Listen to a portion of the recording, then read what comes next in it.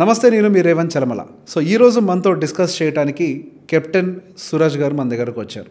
ఆయన మర్చెంట్ నేవీలో కెప్టెన్గా 12 సంవత్సరాలు వర్క్ చేసి తర్వాత చాలా కంపెనీస్లో డైరెక్టర్గా వర్క్ చేసి ఇప్పుడు పేరెంటింగ్కి పర్టికులర్గా కౌన్సిలింగ్ ఇవ్వడం కోసం మన ముందరకు వచ్చారు. పిల్లలు ఈ యొక్క భవిష్యత్తు ఎలా ఉండాలి అనేది మనం ఎలా పేరెంటింగ్ చేస్తామన్న దాని మీద డిపెండ్ అయి ఉంటుంది. మనం ఎన్నోసార్లు మాట్లాడుకునే ఉంటాం, మనకి చిన్నప్పటి నుంచి ఎలా చదవాలో నేర్పించారు, ఎలా సంపాదించాలో నేర్పించారు, కానీ ఎలా దాచిపెట్టుకోవాలో నేర్పించలేదు, ఎలా బడ్జెటింగ్ చేసుకోవాలో నేర్పించలేదు.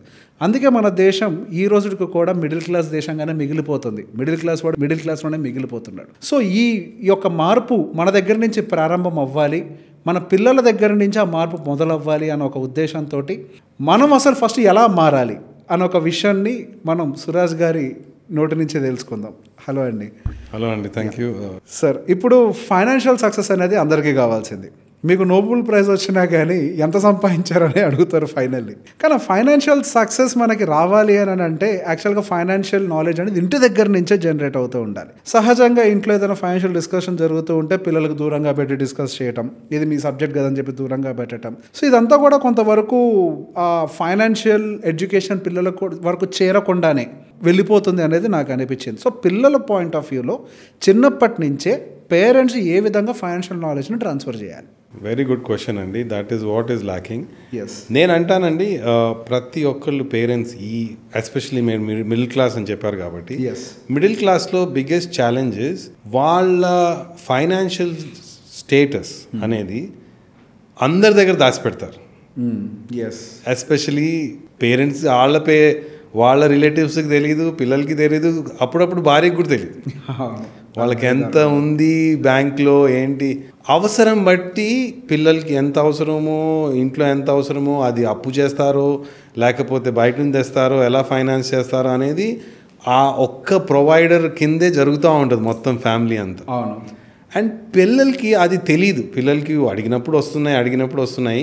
అది చిన్నప్పటి నుంచి ఆ డిస్కషన్లో పిల్లల్ని ఇంక్లూడ్ చేయాలి. ఓకే, అంటే మన దగ్గర ఇంత ఉంది, ఇంత తీసుకెళ్ళొచ్చు, ఇలా చేసుకోవాలి, అండ్ ఇది ముందుకు వెళ్ళాలంటే మీ మైండ్ సెట్ మారాలి, మీరు ఇలా ఆలోచించాలి అనే మాట చిన్నప్పటి నుంచే ఇంట్లో జరగాలండి. ఎందుకంటే బేసికల్గా ఫైనాన్షియల్ మేనేజ్మెంట్ గురించి మాట్లాడక కన్నా ఫైనాన్షియల్ స్టేటస్ ఏంటి అనేది తెలియాలి.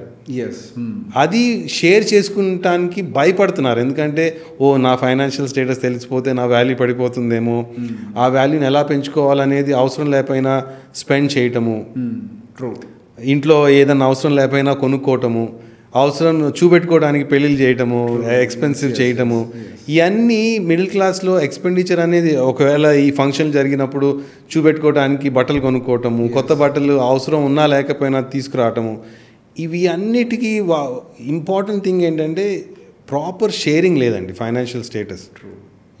అది చేయాలి పిల్లలు స్టార్టింగ్ నుంచి. సో బేసిక్ ఇందాక మీరు మాట్లాడుతూ అవసరం లేకపోయినా చూపించుకోవడానికి XYZ ఇదంతా మీరు చెప్పారు కదా. సో నేను చూసిన మెజారిటీ ఆఫ్ ద కేసెస్లో when I'm reviewing the financials of different families, చాలా మటుకు ప్రాబ్లమ్స్ ఎక్కడ ట్రిగ్గర్ అవుతాయని అంటే వాళ్ళు చేసినటువంటి ఒక రాంగ్ ఈవెంట్ అయి ఉండొచ్చు, ఒక రాంగ్ ఫంక్షన్ అయి ఉండొచ్చు. ఇప్పుడు భారతదేశంలో కానీ వేరే దేశంలో కానీ హియర్ అండ్ దేర్ అందరూ సంపాదిస్తారు, కానీ ఒక చిన్న తేడా ఏంటి అని అంటే మనకి వాళ్ళేమో వెల్దియర్ అవుతున్నారు, మనమేమో మిడిల్ క్లాస్ మిగిలిపోతున్నాం. ఒక చిన్న తేడా ఏంటి అని అంటే మనకి 2 నెలలకు ఒక పండగ, నెలకు ఒక ఫంక్షన్కి అటెండ్ అవ్వటం, వెళ్ళటం తప్పు కాదు, మనం చేసుకోవడం తప్పు అని నేను అన్ను. కానీ చిన్నప్పటి నుంచే మనం పిల్లల్ని ఎట్లా పెంచుతున్నాము అని అంటే నువ్వు వాడిని అవతలని సాటిస్ఫై చెయ్యాలి అనే విధంగానే వాళ్ళ మైండ్లో దాన్ని ఇన్కాపరేట్ చేస్తున్నాం. సాటిస్ఫై చేయడం కోసం నువ్వు బతుకు అని. సో దీనివల్ల నెక్స్ట్ జనరేషన్ ఎలా ఇంపాక్ట్ అయ్యే అవకాశం ఉంటుంది? ఇప్పుడు ఈ జనరేషన్ పోయింది, నెక్స్ట్ జనరేషన్ కండిషన్ ఏంటి at least, because things are changing very fast now. Very good అండి, మీరు వెరీ గుడ్ క్వశ్చన్ వేశారు. When you compare to foreign countries and ఇండియన్లో నేను ఒక బుక్ చదివానండి, the courage to be disliked. Okay, అంటే ఇండియన్స్కి ఆ కరేజ్ లేదు, అంటే మనం నచ్చకపోవటం అనే కరేజ్. ఓకే, ఫారెన్ కంట్రీస్కి వెళ్తే వాళ్ళకి ఆ కరేజ్ ఉంటుంది. అంటే నన్ను వేరే వాళ్ళు ఏమనుకుంటారనే సంబంధం ఉంటుంది. అంటే మీరు ఫారెన్ పెళ్ళికి ఇండియన్ పెళ్ళికి నేను ఒక ఎగ్జాంపుల్ ఇస్తాను. ఫారెన్ పెళ్ళిలో there are very simple rule, నాకు 100 మందిని పిలవాలి. అది వాళ్ళకి 3 months బిఫోర్ ఇన్విటేషన్ వెళ్ళిపోతుంది. ఫుడ్కి ఇంత బడ్జెట్ అవుతుంది, ఇంత షేర్ చేసుకుంటాము, ఇంత ప్లేట్ అవుతుంది, అండ్ ఈ 100 మంది కంటే ఒక్క పర్సన్ కూడా ఎక్స్ట్రా రావడానికి లేదు. లాస్ట్ మినిట్ లో ఎవరు వచ్చినా సరే వాళ్ళని రానియరు, ఎందుకంటే వీళ్ళకి ఇంత బడ్జెట్ ఫిక్స్ అయిపోయింది. This is what I and second thing, very beautiful system అండి, దాట్ గిఫ్ట్స్ వాళ్ళు ఒక షాప్ పేరు ఇచ్చేస్తారు. ఓకే, దాంట్లో వీళ్ళే వెళ్ళి సెలెక్ట్ చేసేసుకుంటారు అన్ని. ఓకే, ఎక్కడ $10 నుంచి $1,000 వరకు అన్ని ఐటమ్స్ సెలెక్ట్ చేసేసుకుంటారు, వెబ్సైట్ లో పెట్టేస్తారు. మనకి ఎవరైతే గెస్ట్లు వస్తారో వాళ్ళ స్తోమత ప్రకారము ఓకే ఆ గిఫ్ట్ ని కొనేసి పెట్టేయటం. ఓకే, ఎందుకంటే మన దాంట్లో మొహమాటము అనేది బిగ్గెస్ట్ ఛాలెంజ్ అండి. అవును, మొహమాటం పెద్ద క్యాన్సర్. ఎందుకంటే మన సొసైటీలో మొహమాటము అనేది ఏంటంటే అగైన్ మనల్ని లైక్ చేయాలి, పక్కింటోడు లైక్ చేయాలి, పక్క సందోడు లైక్ చేయాలి, వేరే ఊరోడు కూడా లైక్ చేయాలి. ఆ లైకింగ్ కోసం అని చెప్పేసి మొహమాటంకి మన బడ్జెట్కి ఒక ఫంక్షన్ చేయడానికి ఒక బడ్జెట్ పెట్టుకున్నాం అనుకోండి, ₹1,00,000. లాస్ట్ మినిట్ లో ఇంకో 4 ఇన్వైట్ చేయాలి, ఇంకో 10 మందిని ఇన్వైట్, అరే వాళ్ళని ఇన్వైట్ చేయలేదు, దాన్ని డబల్. ఇప్పుడు 100 మందిని పిలవాలనుకున్న పార్టీ, ఈవెన్ బర్త్డే పార్టీ అనుకోండి, పిల్లల బర్త్డే పార్టీలో ఓ 10 మంది కానీ స్టార్ట్ అవుతుంది, దాంట్లో ఎండ్ అప్ 100 మంది వస్తారండి. అవును, అక్కడ బడ్జెట్ డిఫరెన్స్ వచ్చేస్తుంది. ఇట్ ఇస్ ఫంక్షన్స్ అమెరికాలో కూడా జరుగుతాయండి, యూరోప్ లో కూడా జరుగుతాయి, వేరే కంట్రీస్ లో కూడా జరుగుతాయి. వాళ్ళకి కూడా ఫంక్షన్స్ ఉంటాయి, వాళ్ళు పార్టీస్కి వెళ్తారు. కానీ వాళ్ళు వెరీ క్లియర్. ఇప్పుడు ఒకవేళ కొడుకు సంపాదన, కొడుకు ఇల్లు ఉంది అంటే వాళ్లే ఖర్చు పెట్టాలి, వాళ్ళ బడ్జెట్ గురించి ఆలోచిస్తారు, వాళ్ళు ఎంతవరకు ఖర్చు పెట్టగలుగుతారు అంతే ఖర్చు పెట్టిస్తారు. దానికంటే ఎక్కువ ఎవరైనా ఎక్స్ట్రా వస్తే వాళ్ళే పే చేస్తారు. హోటల్కి వెళ్తే 4 వెళ్ళారు అనుకోండి, 4 డివైడ్ చేసుకుంటారు. నేను బయట మొహమాటం అనేది ఉంటుంది, నేను చూపించాలి.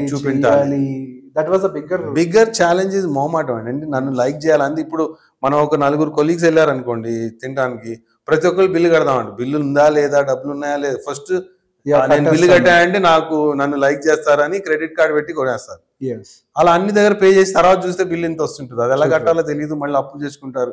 బట్ అదే మీరు ఫారెన్ కంట్రీలోకి వెళ్ళండి, నేను దుబాయ్ లో ఉన్నాను, మేము కొలీగ్స్ అందరూ వెళ్ళేవాళ్ళము, అందరు క్రెడిట్ కార్డులు ఇచ్చేవాళ్ళు. ఇట్లా బిల్లు రాగానే 4 క్రెడిట్ కార్డులు పడాయి, బిల్లు 4 times 6 ఎంతమంది ఉంటే అంత డివైడ్ అయిపోయి క్రెడిట్ కార్డ్ స్వైప్ అయ్యింది. ఎవరి బిల్లు వాళ్ళకి వెళ్ళిపోతుంది. జీవితాన్ని జీవించడం తప్పు కాదు, కానీ పక్కనోడికి అనుకూలంగా జీవించడం తప్పు. ఎగ్జాక్ట్లీ, పక్కనోడి అనుకూలము, పక్కనోడు నచ్చేలా జీవించడం, నచ్చేలాగా, అది మనకి కొంచెం ఎక్కువ ఉందండి. అంటే పక్కనోడికి నచ్చాలి. ఓకే, సో అందరికి అది సజెస్ట్ చేస్తానండి, ఆ book the courage to be disliked రాసుకోండి. ఆ బుక్ చదివిన తర్వాత నేను చాలా వరకు నా గురించి నేను ఎంతవరకు చేయగలుగుతాను అంతే చేయగలుగుతాను అనేది మనం ముందు పెట్టుకుంటే ఈ ప్రాబ్లమ్స్ ఉండవండి. ఇప్పుడు మనం ఒక గిఫ్ట్ తీసుకెళ్ళాలి అంటే మన దగ్గర ఒక ₹100 బడ్జెట్ ఉందంటే ₹100 తీసుకెళ్ళాలి. చూపెట్టుకోవడానికి నాకు దగ్గర ₹100 ఉంది కానీ ₹1000 గిఫ్ట్ తీసుకెళ్ళాలి చూపెట్టుకోవాలంటే అక్కడే బడ్జెట్ లో చేంజ్ వచ్చేసి. అండ్ అది పిల్లలు కూడా చూస్తూ ఉంటారు, వాళ్ళకి అదే అలవాటు అవుతుంది, టు ఇంప్రెస్. అదే ఇప్పుడు పిల్లలు అడిగారు ఎందుకు ఇంత పెద్ద తీసుకెళ్ళాలి, నాకు దొరకంది వాళ్ళకి ఎందుకు ఇస్తున్నావు అంటే ఉండలేరా వాళ్ళు అనుకుంటారు వాళ్ళే. సో అది అనగానే ఏమంటది, పిల్లలు కూడా నేను కూడా ఏమన్నా అనుకుంటారేమో అని ఎక్కువ ఇవ్వాలని పిల్లలు కూడా వేరే వాళ్ళ కోసం బతకటం స్టార్ట్ చేస్తారు. అండ్ వాళ్ళకంటూ ఏమి ఉండదు తర్వాత. ఇప్పుడు పిల్లలకి పాకెట్ మనీ అసలు ఇవ్వచ్చా? ఒకవేళ పాకెట్ మనీ అంటూ ఇస్తే ఒకవేళ అది తప్పుదారి పడితే పరిస్థితి ఏంటి? అసలు పాకెట్ మనీ ఇవ్వకపోతే అసలు వాళ్ళకి ఫైనాన్షియల్ లిటరసీ అనేది రాకుండా పోతుందా? ఏం చేయాలి ఈ కండిషన్లో? వెరీ గుడ్ క్వశ్చన్ అండి. పాకెట్ మనీ అనేది ఇవ్వాలి ఇవ్వకూడదు అనే దాని మీద కానీ ఎలా ఇచ్చిన తర్వాత ఎలా చూసుకోవాలి అనేది ఇంపార్టెంట్ అండి. ఎందుకంటే లాట్ ఆఫ్ పేరెంట్స్ ఏం చేస్తున్నారంటే పాకెట్ మనీ ఇస్తారు, అది పిల్లలు ఖర్చు పెట్టేస్తారు, మళ్ళీ వచ్చి కొంచెం డబ్బులు అడుగుతూ ఉంటారు, ఇస్తూ ఉంటారు. Especially mothers. పాకెట్ మనీ ఖర్చు అయిపోతుంది, దాని తర్వాత అమ్మ నాకు ఒక ₹50, నాకు ₹100, ఏమైనా నీకు ఇచ్చాను అంటే అది ఖర్చు అయిపోయింది అమ్మా, ఇది ఒక్కసారి నేను ఇంకోసారి ఇయ్యను అనేటప్పటికి ఏమవుతుందంటే దానికి లిమిట్ తెలియదు. నా నేను ఒక సింపుల్ రూల్ పెట్టానండి, మా అబ్బాయి జర్మనీ కంటే ఇట్స్ ఎక్స్పెన్సివ్ థింగ్ ఈ studying there, but simple rule పెట్టాను. నేను ఒకటే చెప్పాను, వెళ్ళేటప్పుడు మంత్కి నేను ఇంత పంపిస్తాను అంతే. ఓకే, నా దీంట్లో నేను మొత్తం 4 years ఆఫ్ యువర్ ఎడ్యుకేషన్ నీకు మంత్లీ ఇంత పంపిస్తాను. ఓకే, దానికంటే ఎక్కువ రాదు తక్కువ రాదు. ఓకే, నీకేమన్నా ఫీల్ గుడ్ ఫ్యాక్టర్ కొనుక్కోవాలి అంటే నువ్వు ఐదర్ సేవ్ అన్నా చేసుకో, అన్నా చేసుకో. ఓకే, నా దగ్గర ఎక్స్పెక్ట్ చేయదు. ఓకే, అండ్ 3 years అయిందండి ఈ రోజు వరకు నేను ఒక్క పైసా ఎక్స్ట్రా అయ్యలేదు దానికంటే. ఓకే. నౌ ఇనిషియలీ ట్రై చేశాడు సేవ్ చేయడానికి, దాని తర్వాత ఎర్న్ చేశాడు కొన్ని రోజులు. So is all fluctuating between when ever he needs money is adjusting. Yeah, so in this process he will plan his finances. Exactly. Yes. నాకు అంటే మంచి ఒకటి అర్థమైందండి. ఒక రోజు అంటే మా పిల్లలు ఇప్పుడు మన దగ్గర పెరిగేటప్పుడు నేను సేలింగ్ లో ఉన్నాను కాబట్టి ఏదైనా అడిగినా వెంటనే కొనిచ్చేయడం, లాట్ ఆఫ్ ప్యాంపరింగ్ జరిగింది అనుకోండి పిల్లలది. సో ఈ 2 years తర్వాత జర్మనీ నుంచి వచ్చిన తర్వాత ఒక రోజు వెళ్ళి సూపర్ మార్కెట్ లో ఏదో టమాటాలు ఏదో కొంటా ఉంటే, డాడీ నిన్ను ఎందుకు కొంటున్నారంటే, అవును కావాలి కదా వారంలో అంటే, మీరు కొనుక్కోరా అక్కడ అంటే, లేదు డాడీ ఇప్పుడు నేను ఒకటి వండాలి అంటే దానికి కావాల్సిన ఇంగ్రీడియంట్సే కొంటారంట. ఓకే. అంటే ఒక టమాటా, ఒక ఎగ్, 4 ఎగ్లు, ఇంత చికెన్ కావాలి అంతే. ఎందుకంటే నెక్స్ట్ ఎప్పుడు కుక్ చేస్తానో తెలియదు daddy, why should I waste it keeping in the refrigerator. Okay. అక్కడ ఉండి పాడైపోతుంది. సో ఎంత కావాలో, and I was so happy to realize that when you give that responsibility to them, okay, they will know. Definitely kids need to understand finances, definitely they need to have a budget, but don't pamper them by increasing that limit. Yeah, చిన్న పిల్లలకైనా కానీ monthly మనం ఒకటి ఇచ్చాము అని అంటే we have to ask them to plan it. మీరు ఏమైనా చేసుకోండి, ఒక రోజన్నా తినేసే మొత్తం అంతే. 100 రూపాయలు ఇచ్చాము అంటే ఆ 100 రూపాయలు మొదటి రోజన్నా ఖర్చు పెట్టేసుకొని అంత ఎంజాయ్ చేసేది, మిగిలిన 29 రోజులు స్కూల్కి వెళ్ళి వచ్చేయాలి ఇంకేం కొనుక్కోకుండా. సో బేసిక్ అది కనుక చిన్నప్పటి నుంచి అలవాటు అయ్యి ఉంటే వచ్చిన జీతం ఫస్ట్ డే అయిపోయి తర్వాత క్రెడిట్ కార్డ్ మీద బతకాల్సిన అవసరం ఇప్పుడు ఉండేది కాదు.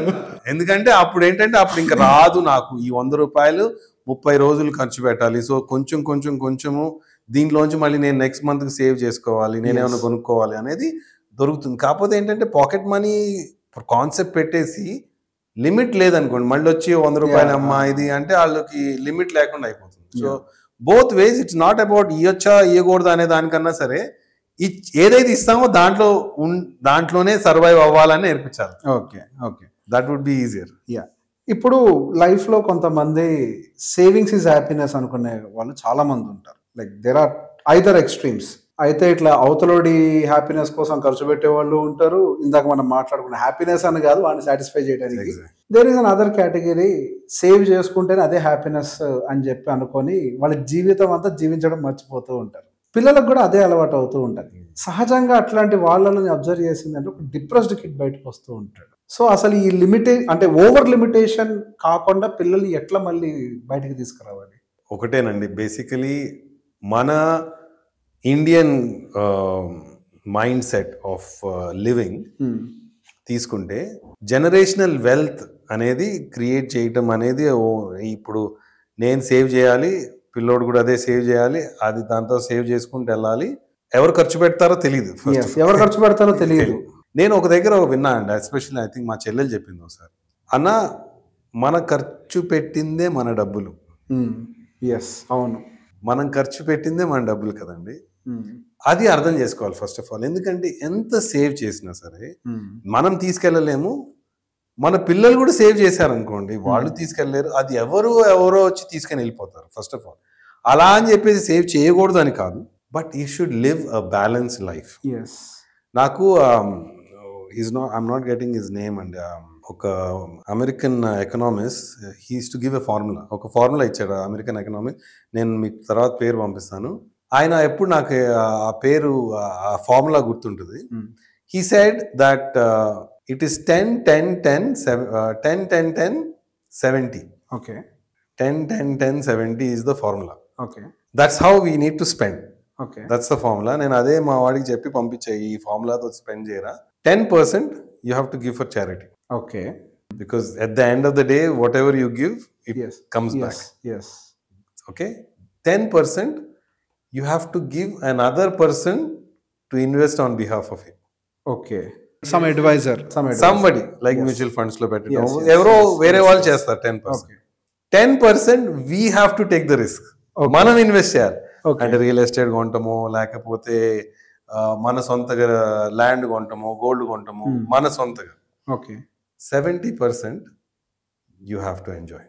Okay, and they say by time you retire you will be a millionaire.